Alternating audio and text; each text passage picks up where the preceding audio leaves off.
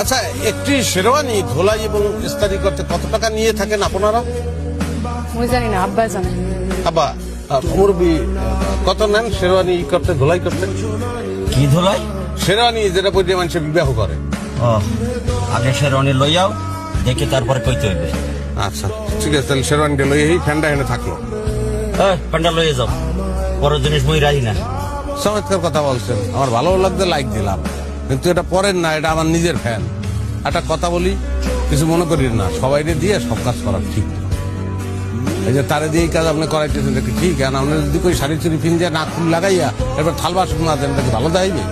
ও বেটা, ওই যে বাজারের ভিতরে নতুন নাপিতের দোকানটা তোমার না? হ্যাঁ হ্যাঁ আমার। তাহলে নাপটা আমি ওইখানে যেই করো, এইখানে না। ও হয়, কাস্টমার তাহলে এই ভালো কথা বলছেন। ওই, জি এই ফ্যানটা লই যাও। জি। আরে ফ্যানটা লই যাইতে কইছি। ফ্যান হ্যাঁ, কি করবো? ফ্যানটা লই যাও। এটা লই যাবো? হ্যাঁ হ্যাঁ হ্যাঁ। ও